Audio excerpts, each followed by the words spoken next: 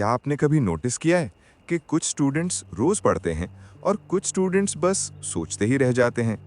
जब आप बुक्स खोलते हो तो फोकस आने से पहले ही हाथ अपने आप फोन की तरफ क्यों चला जाता है? आप डिसाइड करते हो कल से सीरियस होकर पढ़ाई करूंगा, और फिर कल फिर से आज बन जाता है। अगले कुछ मिनट्स में आप समझोगे कि आप पढ़ाई क्यों अवॉइड करते हो, और प्रोक्रेस्टिनेशन तोड़ने का एक सिंपल प्रैक्टिकल तरीका भी जानोगे। सच ये है, ज्यादातर स्टूडेंट्स लेजी नहीं होते। प्रॉब्लम लेजीनेस की नहीं होती, प्रॉब्लम होती है कंफर्ट जोन की। फोन स्क्रॉल करना, बेड पर पड़े रहना, सीरीज देखना, ये सब कंफर्टेबल लगता है।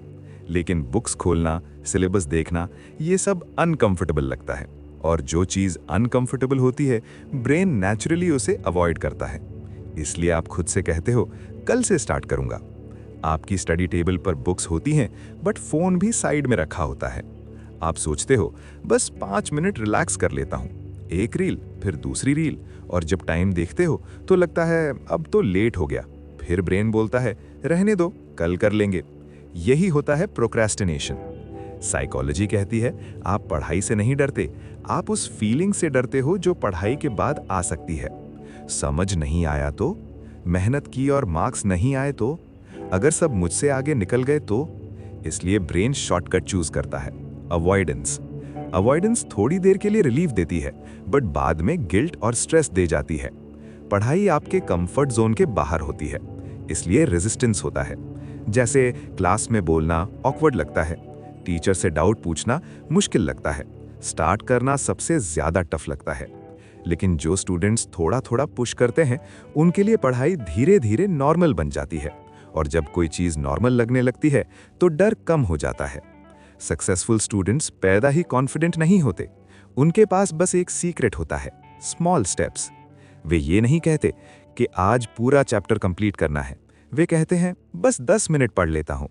वे परफेक्ट मूड का वेट नहीं करते, मोटिवेशन का वेट नहीं करते, बस स्टार्ट कर देते हैं। अगर आप पढ़ाई नहीं कर पा रहे हो तो ये सिंपल रूल याद रखो, आज 3 घंटे पढ़ना है, नो, सिर्फ 10 मिनट से स्टार्ट करो।